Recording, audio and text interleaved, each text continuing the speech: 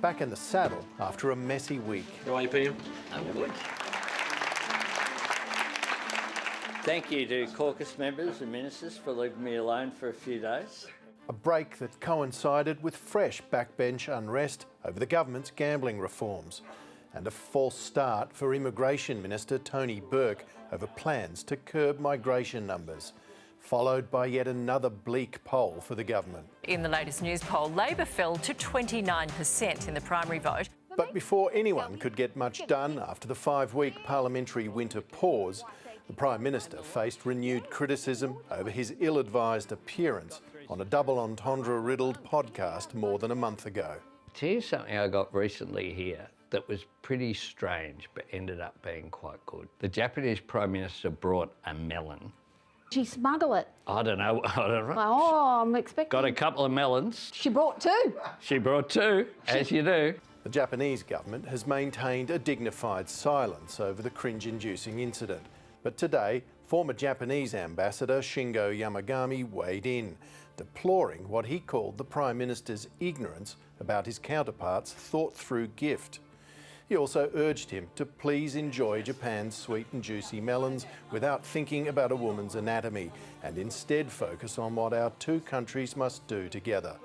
It was largely left to the Prime Minister's female colleagues to mount a defence. I think it was a complete misinterpretation from the former ambassador, a completely unnecessary interpretation of what the Prime Minister said. And it just demeans the office of Prime Minister, and it certainly has created a massive problem with one of our major partners. I haven't seen the podcast, but it's a satirical podcast. The podcaster made some comments. The comments were beneath the office of Prime Minister. They were insulting, and the Prime Minister should make a personal apology. He's done it through a statement. I mean, the hypocrisy of Labor and the Prime Minister on this topic knows no bounds.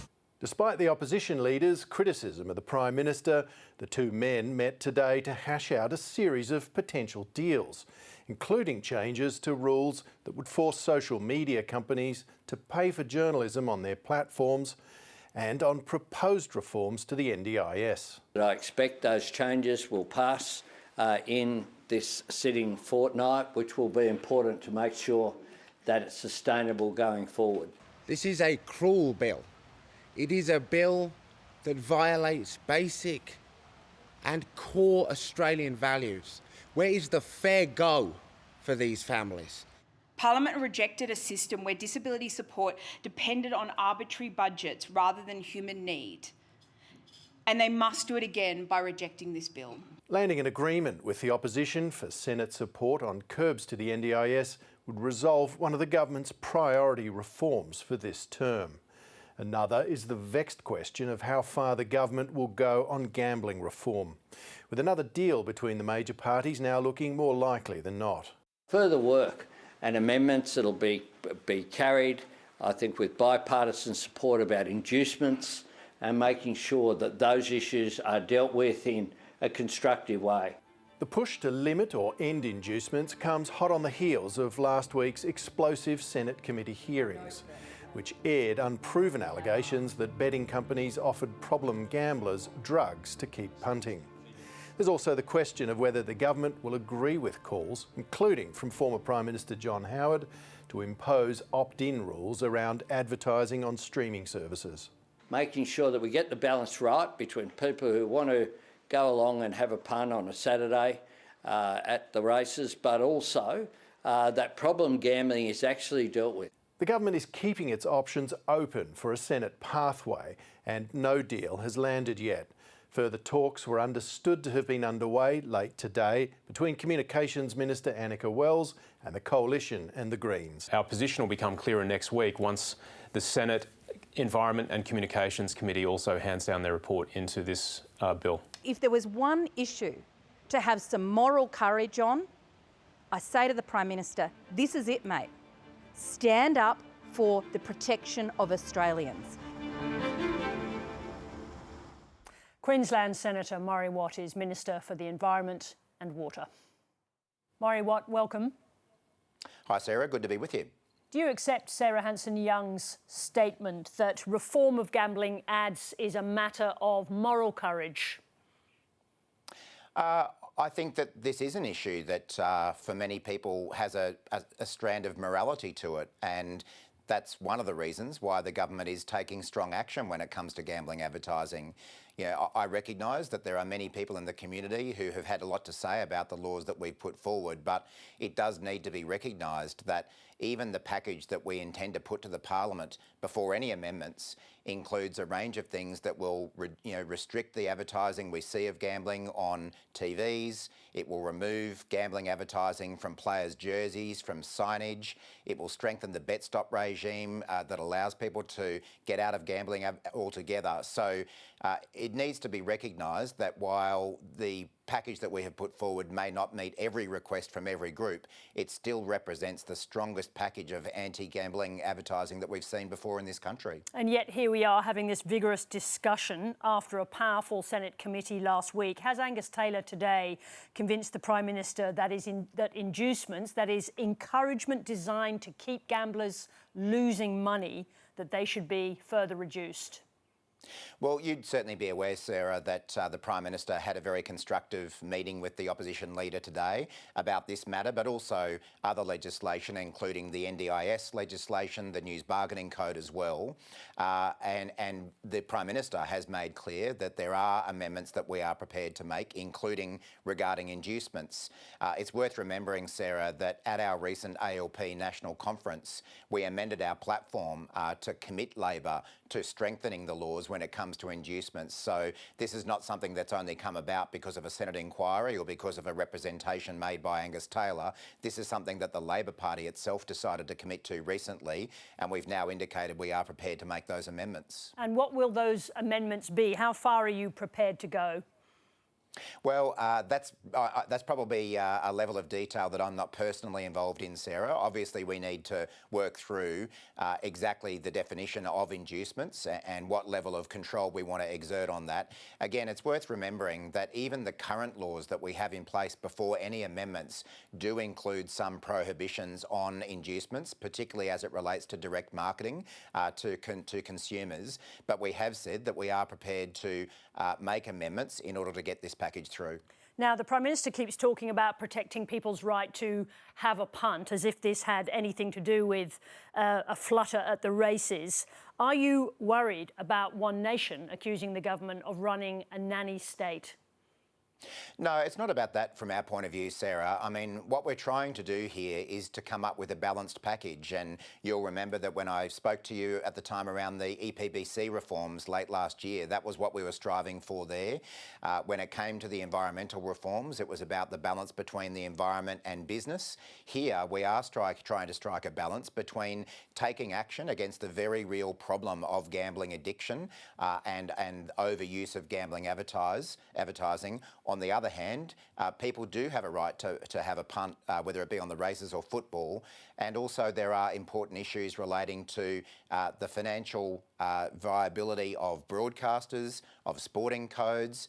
You know, even the package that we have before us, before any amendments are made, will involve financial losses to sporting codes, to broadcasters. I'm not saying that shouldn't happen. Of course, the gambling harm issue is a really important one for us to tackle, but there are other factors that need to be taken into account here as well.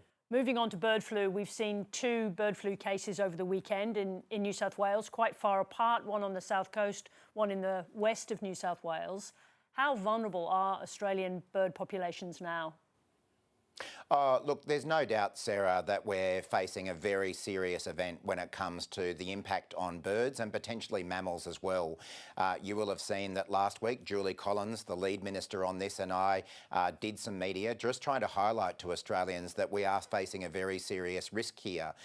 We have, fortunately, come to this later than the rest of the world. We have been the last continent in the world to have bird flu come to our shores, and that has given Australia more time to be prepared. So we are very well prepared as a nation. Our systems are in place, whether it be with states, territories, industry groups as well. But, you know, this is going to be a very serious problem, and we're really only at the beginning of it. When Australia became aware of the problem, at that point, New Zealand decided to vaccinate some of its most endangered wildlife. Should we be doing the same thing? That is something we are giving consideration to, Sarah, and in fact, over the last couple of years, we have undertaken some trials of vaccinations when it comes to endangered species in a captive setting. As you may have seen me say last week, it's just simply not feasible to vaccinate birds in the wild because vaccination requires 2 doses, and it's hard enough to catch wild birds once, let alone twice. There's also no vaccine anywhere in the world when it comes to mammals. So in terms of seals, sea lions, those kinds of creatures. But we have been trialling vaccinations of birds in captive settings. We are giving consideration to whether that should be expanded. And as with all of these issues, we'll be relying on the expert advice we receive from those who know even more about this than ministers of a government. But just to be clear, is New Zealand a bit further ahead than Australia? It does seem that New Zealand has decided to undertake more vaccinations than what we have here in Australia. Obviously, every country has got to undertake vaccinations and other measures in accordance with its own needs and its own nature requirements. There are obviously animals, whether it be birds or mammals in Australia, that don't exist in New Zealand, and we need to make careful decisions about what works for Australia. To give you an example, there are birds in Australia where we are down to fewer than 200 of those birds in existence. We obviously need to be making careful judgments about vaccinating populations that are already very low in case something goes wrong with those vaccinations. So New Zealand will have made its own decisions based on its own requirements, and we're going to be making them on ours as well. And just on the issue of poultry farms, obviously we have very high biosecurity standards in Australia, but how vulnerable are free-range poultry farms? Well, fortunately, we haven't had any cases of this strain of bird flu getting into our poultry system at this stage. We'll continue to work with industry to do everything we can to avoid that occurring. And you may have seen that there are some states that have made what are known as housing orders, which ensure that chickens that are free range can be housed in barns or other structures without losing that free range accreditation that they might rely on for marketing purposes. That's for a limited period of time. It can't be forever. And the ACCC is playing a role in making sure that people don't misrepresent the situation. But that is one measure that has been taken again to protect the poultry industry. There have been a few cases of humans contracting this disease. Could that happen here? Look, there is a very low risk of humans contracting this strain. The cases that have happened internationally have primarily come out of the dairy industry. Again, we haven't got any cases affecting the dairy industry in Australia.